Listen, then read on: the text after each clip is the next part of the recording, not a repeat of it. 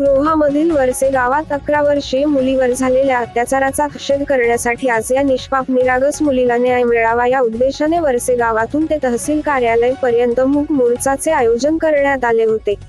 लहान मुलीसोबत घाणेरडे कृत्य करणाऱ्या नराधमाला कठोरातली कठोर शिक्षा व्हावी यासाठी या गोष्टीचा निषेध म्हणून मूक मोर्चाच्या माध्यमातून तीव्र विरोध करण्यात आला.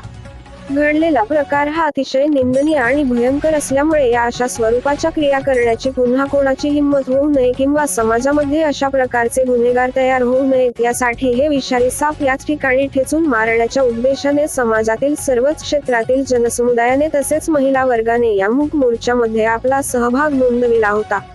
अशा स्वरूपाच्या गुन्ह्यांचे प्रकार वाढत असल्याने लहान मुली तसेच महिलांचे जगणे मुश्किल होऊन राहिले आहे. असे असताना कुठेतरी या गोष्टींना आळा बसावा या हेतूने अनेक मागण्या घेऊन या मूक मोर्चाच्या माध्यमातून प्रशासनाकडे निवेदन देण्याच्या उद्देशाने हा मोर्चा काढण्यात आला होता. यावेळी या ठिकाणी या गोष्टींमध्ये कुठेतरी राजकीय हस्तक्षेप होत असल्याचा संशय यावेळी मुलीच्या घरच्यांनी व्यक्त केला. यावेळी मुलीच्या घरच्यांचा आवाज दाबण्याचा प्रयत्न केला गेल्याचे सांगितले. मात्र या नराधमाला फाशीची शिक्षा व्हावी ही मागणी आम्ही या ठिकाणी घेऊन आलो असल्याचे मुलीच्या घरच्यांनी आणि गावातील महिलांनी बोलून दाखवली. हा जो प्रकार घडला माझ्या भाचीच्या संदर्भात हा खूप निंदनीय आहे. ज्या काही वासना नराधमाने हा जो काही कृत्य केलेला आहे त्याचा तीव्र शब्दामध्ये निषेध केलेलाच आहे. आम्ही मूकमोर्चाच्या माध्यमातून देखील आम्ही निषेध केलेला आहे.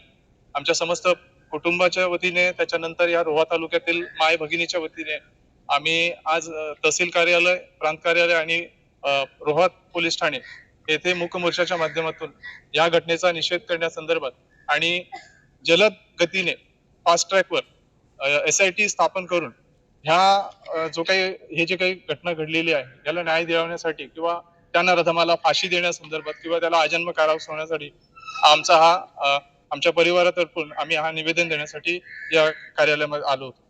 तुमच्या भाषेत आणखी काही मुली असले समजते काय सांग त्याबद्दल कसं मागणी त्या वासनाधराने नराधमाने असे बरेचसे कृत्य केले होते या अगोदर देखील आणि गावातल्याच काही स्थानिक जे नेते मंडळी होते त्यांनी ह्या महिलांचा आवाज दाबण्याचा किंवा त्यांच्या आई वडिलांचा आवाज दाबण्याचा प्रयत्न केला.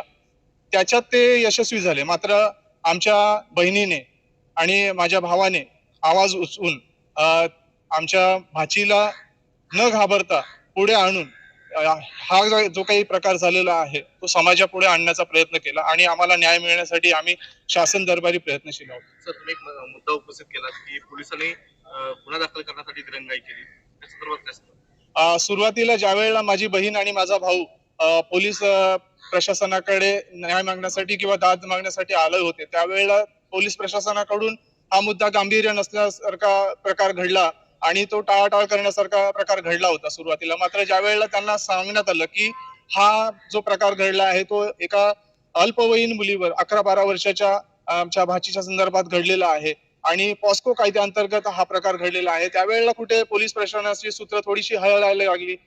त्यानंतर पोलीस प्रशासनाने याची दखल घेऊन FIR नोंद केली.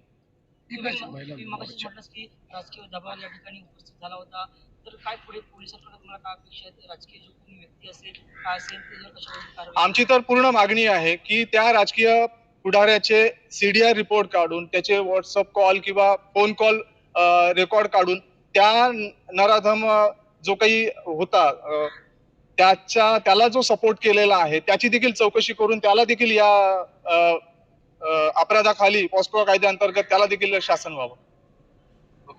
अशा प्रकारच्या नवनवीन व्हिडिओ आणि चालू घडामोडी पाहण्यासाठी TV7 मराठी महाराष्ट्र न्यूज या चॅनेलला लाईक, शेअर आणि सबस्क्राईब करा.